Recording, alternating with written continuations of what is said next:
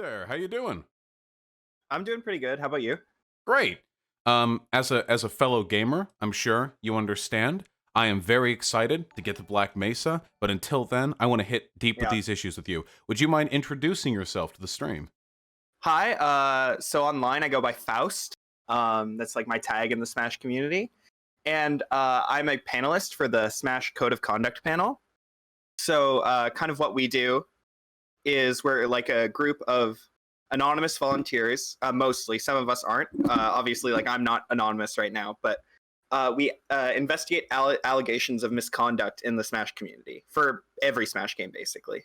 Now, are you tied to any official organization, or do you just work as a watchdog group and then oust information when people engage in misbehavior, so that larger organizations can take it from there?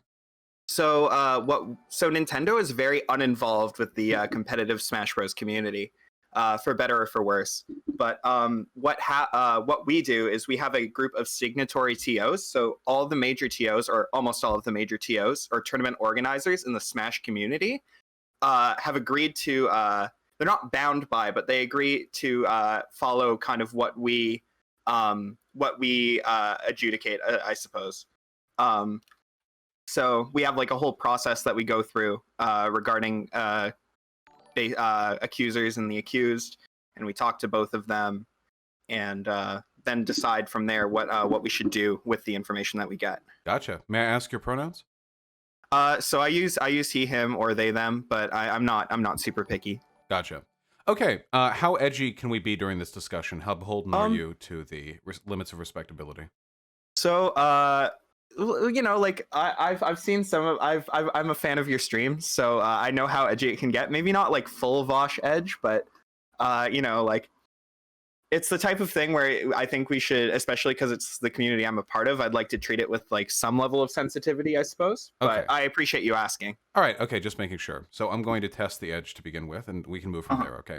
So just to test you for bias at the beginning, would you Yeah. say you are pro or against sexually predatory behavior? I That's a tough one, dude. No, I'm very against that, obviously. Okay, so with your bias laid out on the table, now we know, and we can continue, and everyone can. So any proers out there, this isn't the Yeah, conversation for you. I agree with our yeah. guest Get out of on get this out of one. Vosh's chat. I don't know why you're there already, but Um, wow. This must have been a pretty busy past 2 weeks for you, huh? oh my gosh, yeah. So I'm relatively new to the panel, and admittedly, this past weekend I was out camping without cell phone service, so I missed a Lucky. lot of it and then caught up later. But I have the blessing of essentially our spokesperson to come talk here after reading up about what had happened over the past week and stuff like that. But yeah, it's been a really busy couple weeks now for us as a community. Um, and us as a community and us as a panel as well. You know, Yeah. our Slack page has a bunch of um, things to look at over the next little while. Yeah, so So to catch people who are watching up, I know it. I mean, if they've been watching all my videos, they would know. But just to catch everyone mhm. up, so the past couple of weeks have seen, well, a number of communities, but in this case, the Smash community, the Smash Bros community, rocked with, I think it's fair to say, literally dozens of prominent figures having essentially MeToo allegations thrown against them. Some of them have been against community members, like Zero, for example, who was Mhm. a like, I think it's fair to say, a pillar of the community. Yeah.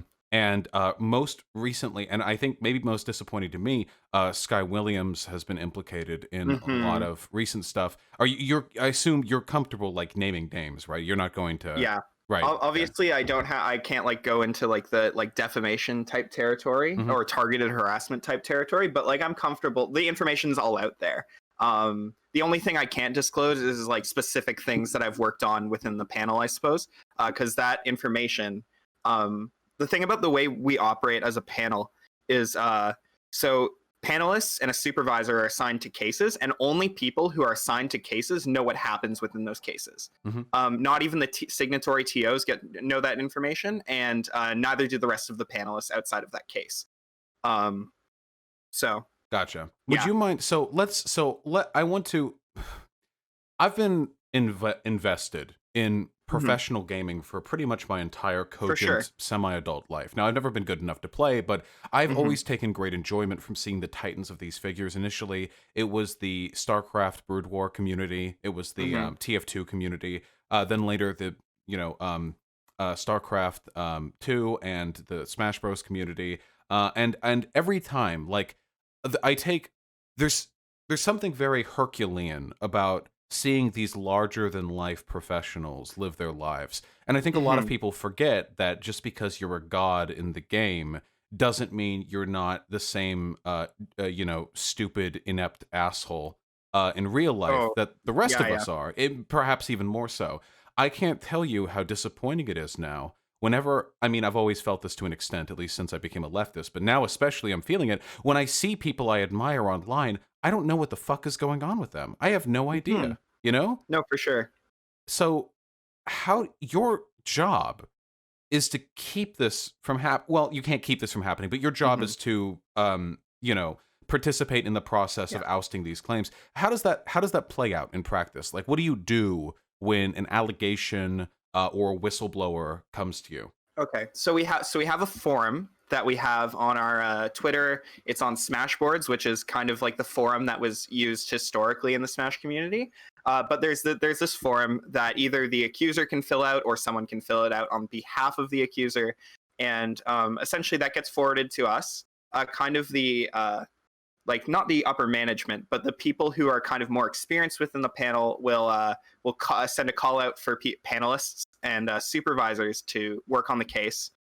We get the case, we see the evidence that's been provided by the accuser, and we look over it.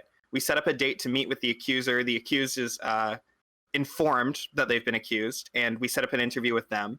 And we talk to them for it can be anywhere from 45 minutes to like an hour and a half each. And we look over that information and kind of listen to testimony, because especially when it comes to things that can happen sometimes like 6 months, a year, 2 years ago, um, we like testimony is kind of the most valuable thing for us. Hmm. So we listen to that, kind of compare it against our notes, and then we decide whether we believe, based on the evidence and the testimony, whether what the accused said happened, uh, what level offense it is. So on our code of conduct panel, which I can, or our code of conduct, which I can probably send to you in a bit, um, we uh, we determine the offense and then determine the punishment based on that.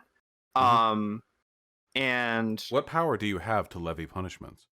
So our punishments are the extent of we basically tell our signatory TOs that this is what we've found to be the case, not naming specifics too greatly, of course, but this is what we've our panelists have found. This is what we recommend that you do in terms of a ban. That's the extent of what we can do, and our TOs are very good at following up on that. So we've had like a few higher profile bands, especially now. We haven't gone through them, but in the past we've had them, and our TOs are typically pretty good at holding those up. Yeah, so Gotcha. we don't have any direct power, but Yeah, I mean, well, if you're not, an arm of one law of the enforcement. tournament organizations or literal law enforcement, then yeah, it's pretty much all Yeah. you can do, I think. How long is this? This would be probably the biggest wave of work you all have had to do, Hmm. at least insofar as you're aware, right? Yeah, as far as so, yeah, this I haven't been on the panel for as long as some of the other members. We've started in 2018. But as far as I'm aware, this is this is the biggest volume of accusations that have come out at one point, Gotcha. like in quick succession. Yeah. Are With regards to the people you're working with, how's the mood? Are you happy that now finally some attention is being brought to suspicions you've had for a long time? Mhm. Or are you sad to have discovered all of this? What's the general attitude over there? Well, it's obviously kind of, if especially if you because the thing about Smash tournaments as opposed to sporting events and even other esports like League of Legends, um all of our tournaments are open. Mhm. So a lot of people, and that's what part of the problem, I suppose too, is that like a lot of people know these people, at least on some level. So it's kind of heartbreaking in that aspect. But of course, we're like happy that the community is going to be safer um, because of that. So I'm not sure if you heard of Leffen? No, I don't believe so. Okay, so Leffen is one of like the top melee players right now, and has been for a while. And he has talked about this a little bit about how it's now is like the time for us to act and really like put in the work to um, do good in the community, I suppose. Yeah.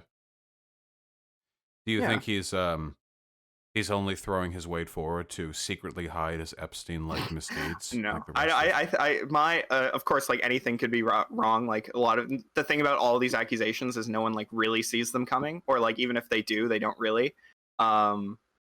So, but he's a good lefty boy, like the rest of us, As and he's evidenced always by his been pretty name, yes. respectful. So, Yeah, it's so hard to know, or at least it is from a mhm, distance. I feel like for some of these people, I mean, obviously for the people they abused, some of the people who have had accusations levied against them were probably known in industry to be pretty creepy beforehand. mhm. Like for example, all that Sky Williams stuff. Are you comfortable with me mentioning specifics or Yeah, go for it. this weird The like Sky stuff that has come out today, I'm not as familiar with, just because it happened when I was like very asleep. yeah. But Yeah, see, like Sky Williams has like multiple like mansions that it's like mhm, he has people like he rents it out and like a ton of people sleep there and they have like this weird hierarchy where the renters yeah, he likes are like his close friends, but if he doesn't like you and you fuck with him or you don't pay him back, like he'll break your shit and mhm. he's like a slumlord but of his own house. And, No, for sure. yeah, and apparently, like there's been sexual abuse, underage sexual abuse as well. That's taken place at Mhm, his place for years, and he's always like known about it, and he's been It's like really fucking weird. And what that means is a ton of people have moved through this house. A ton of people are at least somewhat aware of what's gone on, but it's so mhm. difficult to actually like step forward because the social clout of any one of these public figures is enough to ruin you if Oh you yeah. if you make an accusation like in a that's a little bit inaccurate, or where somebody who you trusted to take your side actually ends up denouncing you. Like you can Mhm. be exiled from the community if you're not careful with that, which means that even the process of naming like abusers becomes like this weird clout game where you need to wait for the time to be right, you know? Oh, for sure. That's why I think that this kind of like avalanche, I suppose, of accusations has been really good. Because like the more, obviously, you and I both know that the more people who do come out about stories of abuse, the more likely other people are, even if they Mhm. don't have the same abuser, like within the same space. So yeah, it's a really difficult game, especially like um, some of the more high profile accusers or accused. I can't even imagine what it would have been like to finally like pull the trigger on that twit longer or something.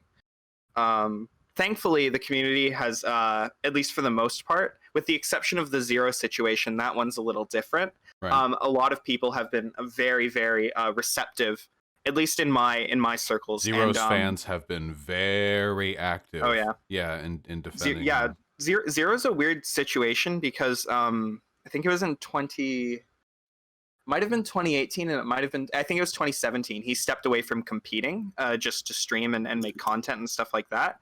So he's obviously a community tangential person now, but he's not like out in the out at like these open tournaments like he used to be. So because of that, like his fans are a lot of people who like have never been to a tournament before, you know.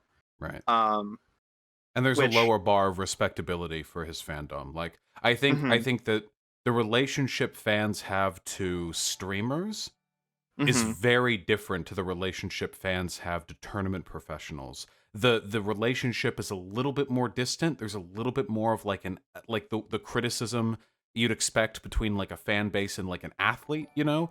yeah, Whereas for sure. streamers have the ability to weaponize, I think, the most aggressively parasocial fan base possible. I hmm don't think I don't think you can get more intimate with a media figure than spending 8 hours a day just watching them, talking to them, listening to them share details about their life. Yeah, you know? and even the competitors who do stream, that's pretty common in the Melee community. Like I mentioned Leffen before, and Mango, who's a huge streamer. I'm not sure if you've heard of I'm him. not super the Melee stuff. Here's my official take. Melee is gay until Ganondorf is viable. That Oh was my man, fave back then. All right, so so I un, thought you were a Marth guy. until they, I only played Marth because Ganondorf couldn't be played. You can't play So Ganondorf. dude, now is the time to get back into Melee. Pick We up the have game. rollback netcode now. You know, like Yeah, but anyway. you think I'm gonna fucking forward tilt my way to victory? His giant fucking 2-second wind up kick. Yeah, You think that was my yeah, favorite attack in the game back when I was a kid? yeah. But Yeah. Until then, yeah, but so basically all of them, even people who stream and play, a lot of the time, well, obviously not now because of the whole coronavirus situation, but a lot of the time these people will forego streaming on the weekends because they're traveling to an event, and they're going to an event, especially if you live far away. That's like a 4-day adventure right there. So you don't quite have the same like streaming metrics, even if you're a popular streamer, you know. Mm-hmm. But yeah. So, oh, man, there's so much that I want to talk about here. Mm-hmm. No, guys, I don't mean the fucking up tilt. I don't mean like the fire kick. I mean the forward tilt where he like leans back. Shut up. Just play the game, okay? Jesus. Anyway, God, there's so much that I want to talk about here. Holy shit. Okay, so I think one of the one of the things that I'm worried about most at the moment is that, like, and it doesn't seem like this has happened yet. If like the media catches wind of this in the right Mm-hmm. context, this is devastating to the legitimacy, not just of the Smash community, but of the very concept of gaming tournaments. And I worry if that might be good, because it seems like these tournaments are a hotbed for abuse. You get all these people together, some of whom have immense social power, most of whom don't, and a lot of them are kids, and you have very little Mm-hmm. oversight. Now, lately, because I haven't been to gaming tournaments, but I have been to Anime Expo. I've been many times. It's near my parents' house. You know, I'd Mm-hmm. go very often. And Anime Expo is a hotbed of fucking jailbait hunting, or adult Mm-hmm. losers will go there and find high school girls in cute cosplay and try to woo them, Yeah, and it's really it gross. happens all the time. And they've gotten better. There are safe spaces now. There are booths that you can go to if you feel that you're being harassed, and they'll send security Hmm. out for you. But it's still a very weird environment. And what do you think can be done to I'm address glad that? I'm glad you asked, because in my little Word document I have here, I kind of have what like the next steps have been, and what were like some plans of that the community has as a whole to help improve things. So I'm not sure I have the details 100% right on this, but I believe former TO and well-known member within the community, Emily Waves, has kind of worked together to crowdsource information and try to do a data-driven approach to kind of understanding where our vulnerabilities are as a community are, and kind of work from there. So they're getting a lot of looking at these cases, looking at what happened, and kind of analyzing that data. So that's a big thing. Some things people have fielded, but no one's pulled the trigger on yet. Obviously, is one just 18 plus events to prevent, especially the most egregious like child predation stuff that's going on. And then also, if that's not the case, then maybe making a parent show up with their kid, Yeah. and having parent supervision at these events. Because I remember, so I haven't been competing in Smash for very long. I was already 17 when I started, but Mhm. I was doing the whole like anime convention thing before then. And yeah, it was just like unreal to me that like in retrospect that I was 14 going to like leaving my city to go to another city for Yeah, these it's events. But I really was like weird. 14 or 15. It was like I'm kind of like, oh yeah, like my dad went with me the first time I believe, but I think even then he like kind of just was like, yeah, if you need anything, just like I'm around, just like call me or whatever. Okay, But I want to apologize to chat. I think the move I was referring to was in Brawl. It was in Brawl Forward. It wasn't in Melee. I'm very sorry, okay. and I'm we're leaving this behind us. Are you talking about the big one where he winds up and then drops his No, heel? not the big fire volcano kick one. The one Yeah. where he like leans backwards almost at like a 90-degree angle and then kicks forward. I think that might be Brawl. Oh, okay. Yeah. Anyway, Yeah. my bad, chat. Hopefully chat All can good. forgive me. Yeah. Yeah, no, But it's really weird. So like I only started going to Anime Expo when I was adult. I started going when I was 18. It wasn't like my parents wouldn't let me go beforehand. I was just busy with other stuff before then. mhm. I didn't really get into anime until I was a little bit older. And but yeah, like seeing kids walk around this place, I mean, it can be such an incredible experience, you know? Like being young Mhm. and meeting your heroes. For me at Oh my Anime gosh, Expo, yeah. that'd be like the online artists that I whose work I appreciate. The people who Mhm. made Skullgirls, like that was really cool meeting them. Oh Alex, yeah. yeah.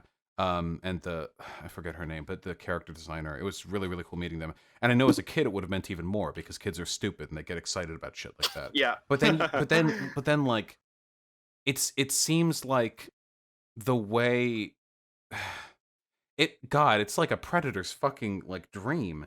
Um I think the worst part of it is that other media figures, other people in the community, not viewers, but other like prominent people of Mhm. power, seem very willing to turn a blind eye to this stuff. Makes me feel very Yeah. weird. Sky Williams is a really apropos example because of all the shit that went down at his place, but he directly knew what was going on. I feel like a lot Mhm. of people though just don't want the drama. Like they'll just avert their eyes. It's like, oh, hey, Yeah. fucking Mike over there was chatting up those girls and he said he'd go and maybe give them Mhm. some ice cream. They look pretty young, like I don't know. But then you just Yeah. you wipe it from your mind, you don't think about it, and then like this shit piles up, you know? No, I agree, and that's kind of one of the big themes among the more some prominent community members. I hate to plug Leffen again, but that's one of No, his go big for it. focuses is kind of focusing on in-group accountability. Because that's kind of probably if you're not going to listen to like the random people on Twitter, right? But like if you're friends with someone, you're probably more likely to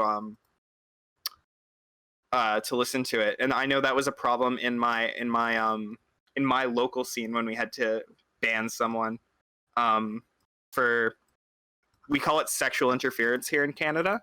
Yeah. Um, Another fucking leaf? yeah, that's me. Every fucking person I bring on my stream infiltrating my community. Yeah, okay, Yeah, fine. but Disappointing, but go yeah. on. So hey, Canada's all right. But anyway, we it was a problem where a lot of the people in the community who were kind of more well respected and had more of the clout weren't willing to kind of call their friend out on the problem. Because you And lose I think that's everything a if you do that. excuse me, can you say that again? Oh, because you can lose everything if you do that. If you Uh-huh. if you're trying to make your way up in the scene and you have a couple Mhm. of tenuous connections and you're like, fuck it, we're throwing out allegations. Oh no. That can be like it for you. Like you can be done. Um, No, that's the thing. If like the kind of the popular clique in your community is the one who the predator is a part of, like one of the ways you get better playing games in general is like playing them with good people, Mhm. even if they're not directly teaching you, right? Like you like get good through osmosis, right? Yeah. But like if no one, you're heavily disincentivized from calling bad behavior out because like if no one wants to play with you, then like you lost this big aspect of your life. And I know a friend of mine, especially, like there was a point in his life when Smash was like really all he had, and calling out bad behavior was just like not really an option. You know, it's like a fake option. You know, Yeah. like you can call out bad behavior and at the expense of like your own existence, but like Well, yeah, if the Smash can't expect community people to do that. if the Smash community is all you have, the idea of throwing all of that away in the incredibly slim chances that whatever you say is going to get taken seriously, because for every one of these big Me Too waves we have right now, and this is a very recent phenomena right now, Mhm. this Me Too wave. If this was done, I guarantee you, if this happened 4 or 5 years ago before the Me Too movement, something of this scale, the response would be massively different. We don't remember all the people who have thrown out allegations or who've made attempts, but things died in the water. A lot of Mhm. this comes down to the belief that the community is willing to listen. And I feel like this only happened in the Smash community because it's following up on what happened in Method just a little Oh yeah, while with Josh. earlier. Yeah, with Method Josh and with Hassan and with everyone from those communities, from Twitch and from So the Destiny and the Method groups. yeah, so it's I think it's partially that, but we also kind of had. So the first big conversation that I think started this whole thing is a couple people in the community posted. You're familiar with twitlongers, right? As like a concept. Yeah. Oh, I've Yeah. been So reading plenty of twitlongers over the past couple of weeks. But put out a twitlonger essentially talking about misogyny in the community, which gamers hate women, but True, very true. That is yeah, true. yeah. But so it started with that, and around the same time, there's also a call for among prominent community members to unban someone who had been banned for what they felt like was an unreasonable amount of time. And then there was also the first kind of high-profile grooming and assault allegation against a kid, like right in quick succession. Like these things happened maybe over the course of like 3 or 4 days. And because of that, that's kind of why the Smash thing exploded when it did. Obviously, the stuff that Destiny's been doing and the stuff that's been going on with the Me Too movement in the streaming community at large helped, though. Yeah. The man, it feels like how are you familiar with the content of one Destiny Benebly the second? Oh yes, no. I actually, so that's how I found your content. Is I've been a Destiny watcher for I don't know, like a couple years now, a few years. I just remember seeing you on some stream before you were making content. Oh, then you go way back. That's nice. Yeah. Yeah. So, Destiny's been doing this. It's sort of crassly being referred to as the rape review, where he goes over allegations. This was for the Method Josh, the Twitch, the Method community stuff. He's been going over these allegations, talking about like behaviors regarding consent and power dynamics. And I think it's been really interesting because the response to this has been very mixed. I feel like a lot of the people in the gaming community, and I think this is largely a byproduct of the gaming community's age, its prevailing gender, and its general as you said, misogyny, that they don't really understand what consent is, and what's more, Oh they my gosh, yeah. can't tell the difference between creepy and rapey behavior. They Can don't. you elaborate on that a little bit? Yeah. So I think that they can't. So everyone has been creepy at some point in their life to some extent or another. That's just a part of fucking up. We are awkward, we push boundaries, and then later we cringe about it for 30 years of our lives, and that's fine. I think that's perfectly normal and human and healthy. The issue is people are very insecure about those moments, especially when you're young. So when you see an allegation against a public figure who you already support, and this allegation has a lot of stuff in it, but it involves stuff like kind of being pushy and flirtatious with somebody, I think people are very reflexive to defend the accused, because doing so passively exonerates them of their own behavior. And they think, oh God, if people think this is like a real allegation, then I would also be one who is committing something like this. I can also see, like, obviously, so I think I'm kind of getting what you're saying. So it's like the type of thing where, like, when everyone's been young, they've like obviously like they've been creepy before. Like, especially if you're like an awkward guy in the gaming community and you like haven't had that much experience interacting with women. Like that behavior can happen, but it's like the fact that you can't draw the line. One quick thing, you're scraping something against the mic. I don't know what it is, but it's picking up. Yeah. Okay. Is this better? Yes. Okay. I think it was my fan. It was blowing air into the microphone. It's like 34 degrees in my town right now. So, but 34 Celsius. Okay. Yeah. All right. That took me a second. Like, okay, trying to fucking chill yourself off somewhere. Yeah. Okay. Go ahead. But where people who when you're a kid, you don't understand that distinction, and you map that behavior onto your own because it's like, a little awkward and cringy, and you can relate to the awkward cringiness of like your favorite content creator or whatever, right? Yeah.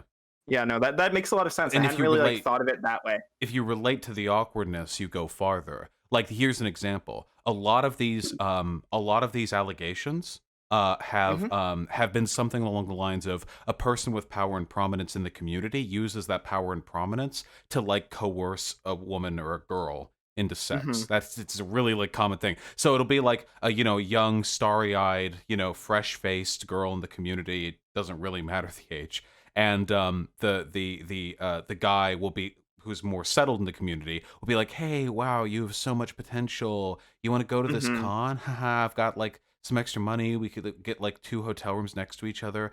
Oh, whoops, they only had one, but there are 2 beds. Hmm. Don't worry." Like, and then it goes further and further. The issue is a lot of people, especially guys, have been kind of pushy and awkward with flirting before, but they can't tell the difference Yeah. because they're immature between being kind of pushy and flirty in an awkward developmental way and being pushy and flirty in a industry leader trying to groom a person into sex kind of way. A Hmm. lot of younger kids, I've noticed this because I have a lot of young people in my audience, get really defensive about attraction towards minors because they're attracted towards minors. So when people say it's fucked up to be attracted towards minors as an adult, they like reflexively go like, whoa, hold on, like younger people can be cute, like what, there's and Yeah, they yeah, get like, yeah. yeah, I see all this really weird shit, and when you put all this together, the community gets really reflexively defensive with these allegations. Hmm.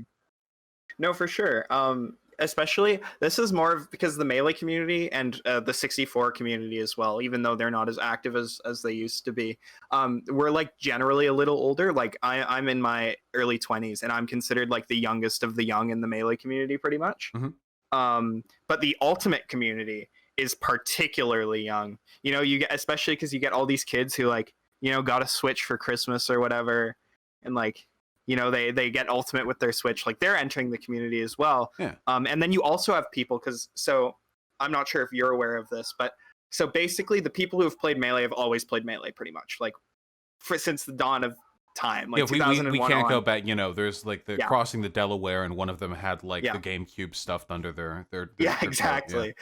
Whereas, in contrast, the Brawl community, who's been around since 2008, 9-ish, has basically moved on to the new game every time there's a new game. Competitive So, brawl, Pepe La. Yeah, Melee is the only I one that's had like a lasting. Like, why would you ever play 4 when you could move on to Ultimate? You know? yeah, hey, I got my start on in Brawl actually when I was like 13 or 12 or something. But anyway, Brawl was when I um, started taking it seriously. I have yeah, fond memories of Brawl, but I would not play that game competitively. Holy yeah. shit. But so basically, the people who started with Brawl moved on to Smash 4 when that came out, and then moved on to Ultimate with that. So you have people who were, I guess, around like 15 or 16 when Brawl was new, who are still in the community, and that's 12 years from now. So you have people who are kind of in their mid to late 20s who are in this community, combined with the younger generation of Ultimate and Smash 4 players who got their start when they were also like 15 or 16 in the same community, which I think is part of the problem. Obviously, you can't like blame kids for going to these tournaments and being groomed, but like I'm saying, that's kind of where the difference I think lies in the, because I'm not sure if you've noticed, but the majority I feel of the problems in the community have come from the Ultimate side, although there are some larger melee related ones as well. Yeah. Yeah, for sure. Yeah, I got yeah, because there aren't going to be many kids in the Melee scene. Hmm. Because they would have to they'd have to make a lot They'd of have concessions. they'd have to be playing like when they're a literal fetus, Right, right. Like, Also, nobody now can catch up. I don't like newcomers to the Melee scene. hey, Like that sounds hey, like an hey, impossible. Vosh, what Yeah, if I told you that yeah. it's easier to get into melee now than it Shut up. ever has Yeah, been? yeah, yeah. Netcode. Get it. Yeah, yeah, yeah. No, listen. I'm too old. Melee's too fast. I can't do it. uh, Do you? Dude, you're not even older than the top players in the game. Okay, listen. Spiritually, all right. They've kept the playing Melee your entire life is the neurotic Okay, yeah, I get equivalent what of you're freezing saying. your brain. Yeah. Yeah, yeah, no, I got you. Man. Okay, so I think the two biggest obstacles to fixing this, as we've Hmm. said, are the obstinance of the player base and the fan base, and the unwillingness of the other content creators. I'm hoping, and I really sincerely hope this, that this is a turnaround. Um, and from this point forward, for the most part, people will be comfortable enough allying Mm-hmm. with accusers that it will be easier for us to get these allegations out there. We won't have to wait, 100%. yeah, years and years and years for stuff to pile up. Mm-hmm. Which would be No, ideal. especially because like a lot of some of this stuff happened like early in in kind of like the Smash Renaissance. So it's like kind of crazy that some of this stuff has been just like tucked away for 4 or 5 years, and now people are like finally talking about it. I guess that's kind of the trend with a lot of these accusations in general, but it's kind of it's weird when it hits pretty close to home, you know? Yeah, I would agree. Let me think. Closing thoughts. Let me think. Hold on here. Oh yeah. Um,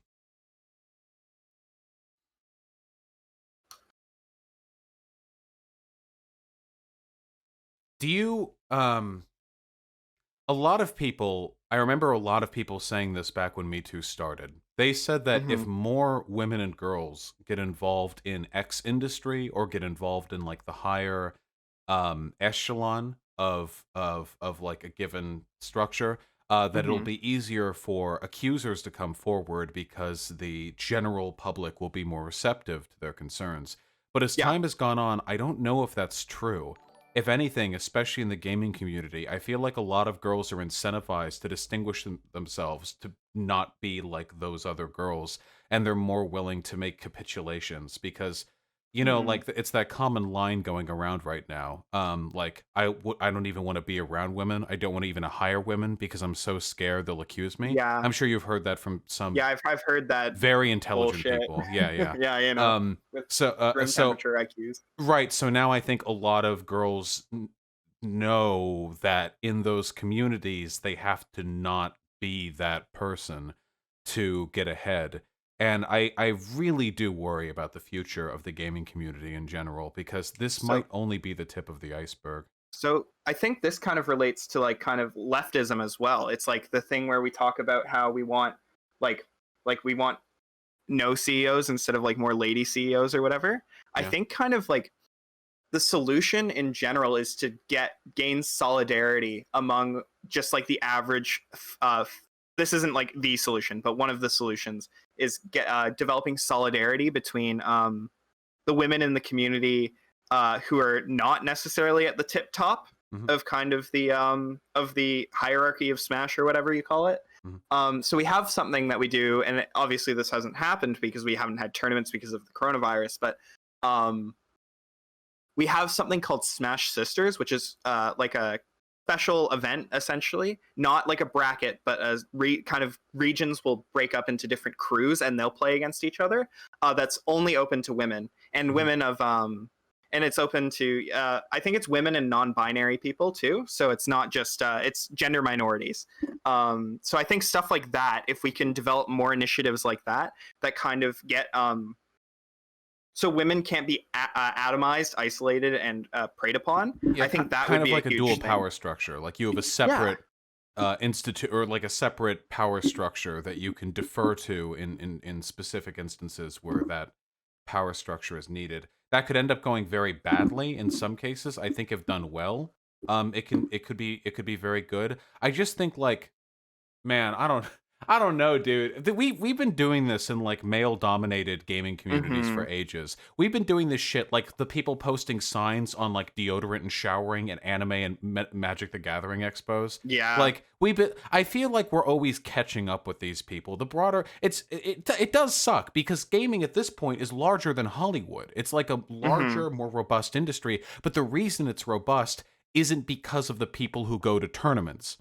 The reason it's Yeah. robust is because, Joe Schmo Normie still has a Wii U in his basement that he used to play like Wii U sports with his grandkid, but Mm-hmm. during visitation. That's what's getting the community, or I guess the industry, the exposure and the money that it's currently enjoying. So what's left, the people who are committed to gaming as a lifestyle seem to be like unfathomably socially incompetent as like Oh my as gosh. a Yes. as a demographic, and it's actually really sad because I've liked game, because I would love to be able to go to a gaming tournament or a fucking hobby shop or a Magic the Gathering tournament and be able to go there and just enjoy the hobby without being surrounded by a bunch of inept Neanderthals who speak to women every time their mom calls to make sure they're still doing laundry. I feel like if we can address this broader community issue, we will be so much better off when it comes to all of this, these Me Too. Because if a person, listen, I'm hard stereotyping here. If a person doesn't shower before going to a con, they don't give a fuck if underage girls are being raped by their pro players. Okay, that's my hot take. Listen, I may be lumping a couple of people in there, but I'm standing by that one. Okay, no, for sure. I think that's a good point. I like pretty much fully agree with that. Yeah, I have one more thing I wanted to talk about you that's like tangentially related to. It's not related to Smash, but it was. I think you were talking to Papa Gut the other day. And there's kind of like some language that I wanted to kind of introduce to you that I think might be helpful. And it's so I read this really good book by this woman named Kate Mann called Down Girl, and it's about kind of how misogyny manifests in society. And she kind of argues that it's less helpful to like call someone misogynistic or racist or whatever, and to say like you're doing a racism, you know, but or maybe you're not doing a like misogyny. That. Yeah, no, you know? I agree. It's something that I've been trying to work on. It's impossible to deductively prove that a person is or believes anything. You can only ever sort of inductively reason it. And a lot of people, I think everyone thinks they're a good person. Very few people know they're racist. People who know they're racist are usually like far, far right people who will advocate for the morality of racism. But a lot of people who aren't that far gone still do racist shit. Exactly. So it's you can't essentialize. You have to say like I believe blank or this contributes to racism. And you could do that too here. Maybe I can be a little less essentialist. Like it's not that all these gamers are okay with like, you know, little girls being raped by their tournament, you know, stars. It's more like they haven't really developed the social acumen to understand how the behaviors here are really damaging and detrimental, you know?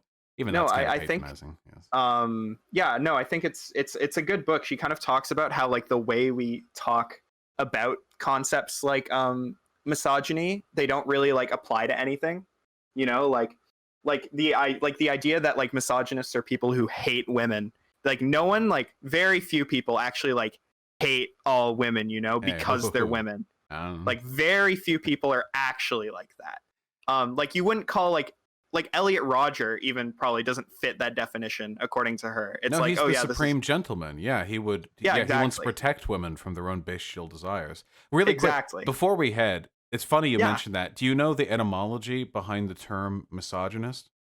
So it's literally, does it literally just mean hater of women? But culturally, Oh no, I do not. I do not know where it comes from. Back when the term was used, obviously it wasn't misogynist back then. It was some godforsaken Old English word, or it might even go back to the Greek, but that, or the Greek language. But everyone back then did not really think women were equal to men, for the most part. That was a pretty commonly held belief. So the term misogynist didn't refer to people who thought women were inferior, because that was pretty much everyone in some way or another. What misogynists were people whose feelings of disdain towards women were so severe that they were embarrassing in their pernicious hatred. So it's not, so it was the misogyny originally referred to people who made men look bad by taking their hatred for women too far. And of course, that's actually really funny. The term has changed with time, but a really interesting explanation for its roots. For sure. But thanks for the chat, Vosh. So I just have a few things that I like want to plug before we head out, I guess. Please. So donate to the RAIN Fund, which is RAINN, which is kind of it's for like victims of abuse, particularly female, I believe, but not necessarily. And also you can follow me on Twitter at FaustSSBM. Mostly it's just like philosophy and Smash stuff. So if you're interested in either of those. Yeah, you've got it right there in the title, Faust SSBM. I think you've. Beautiful. Thank you so much. But yeah, no, for sure. Anyway, I've always I've liked your streams, and I appreciate you as kind of a more lefty alternative to Destiny. But you know, Yes, the Diet Coke. well, Yeah, I was gonna say like more the like the Coke to the Pepsi, but that yeah, works yeah, too. yeah. Yeah, no, I really appreciate you coming on. This is obviously an ongoing issue. I'll probably be talking Mhm. about this more in the future. I obviously, I agree with you. I share, I guess, a very strong desire to see this community not made fucking terrible. And Uh-huh. yeah, Good. I sort of as a obligatory send off the chat, trans rights. No, yeah, trans rights. Yeah. Anyway, have a good evening. I'll probably be in stream for a little bit, so have a good Cool. one. You can enjoy my gameplay. Thanks. Yeah, I'll enjoy it.